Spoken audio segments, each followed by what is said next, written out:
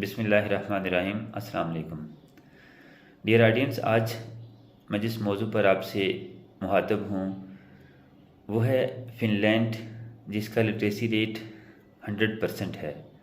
यानी फ़िनलैंड एक northern Europe का छोटा सा मुल्क जिसका लिटरेसी रेट 100% है, और वो जो लिटरेसी रेट है उसमें नंबर 1 पे आता है।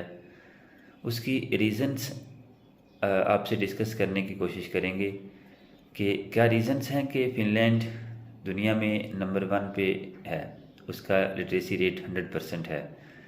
तो जब हम की फैक्टर्स की बात करते हैं तो हमें पता चलता है कि इस मुल्क में जो एजुकेशन सिस्टम है वो सप्रेस्ड एजुकेशन सिस्टम नहीं है। यानी उसमें बड़ा लीनियंट और कन्वीनियंट एनवायरनमेंट प्रोवाइड किया जाता है। यानी फ़िनलैंड के लिटरेसी रेट 100% होने की वजूहात में सबसे पहली जो रीज़न है, वजह है, वो ये है कि वहाँ वेल ट्रेन टीचर हैं और साथ साथ वो वेल पेड भी हैं। सेकंड रीज़न अगर हम ट्रिगर करने की कोशिश करें तो सेकंड रीज़न ये है कि वहाँ बच्चों को जो उनका जो स्टडी टाइम है उससे ज़्यादा उनका प्लेइंग टाइम होता है बच्चों को। यानी क्लासरूम में वो कम टाइम स्पेंड करते हैं in comparison with their playing time.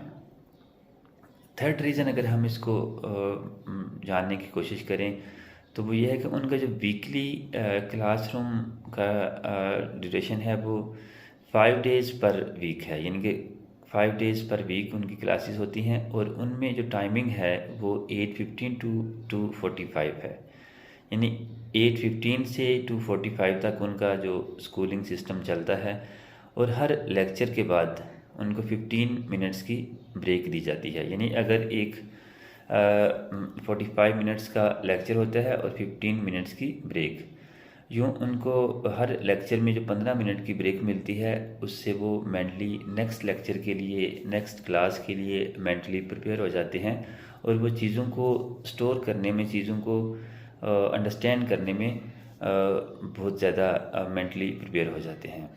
इसके साथ साथ 1 घंटे की उनको लंच ब्रेक प्रोवाइड की जाती है, जिसमें बच्चे 1 घंटा रेस्ट करते हैं और साथ लंच करते हैं, और यूँ उनके जो दिन भर की स्टडी की रूटीन है वो चलती है। क्लासेस में अगर हम स्ट्रेंथ की बात करें तो 19 स्टूडेंट, एवरेज 19 स्टूडेंट पर सेक्शन वहाँ स्टूडेंट होते हैं। तो ये भी एक मेन फैक्टर है कि स्ट्रेंथ भी रीज़नेबल, क्लासेस में जो ब्रेक है 15 मिनट्स की वो भी प्लस पॉइंट, फिर 1 घंटे की जो उनको लंच ब्रेक है वो भी एक पॉजिटिव पॉइंट। फिर इसके साथ साथ जो मेन चीज़ है वो उनको एक कन्वीनियंट और लीनियंट माहौल प्रोवाइड किया जाता है। इसके अलावा जो हम फैक्टर्स जानने की कोशिश करते हैं कि बच्चों को सप्रेस्ड टीचिंग और सप्रेस्ड लर्निंग नहीं करवाई जाती। यानी उनको एक कन्वीनियंट और एक लीनियंट और एक पुरस्कून माहौल में पढ़ना लिखना सिखाया जाता है उनको। यानी कि उनके लेक्चर्स होते हैं, उनकी क्लासेस होती हैं। तो यूँ ये सारे फैक्टर्स मिलजुल कर फ़िनलैंड को, फिनिश पीपल को दुनिया में नंबर 1 रैंक पर ले आते हैं।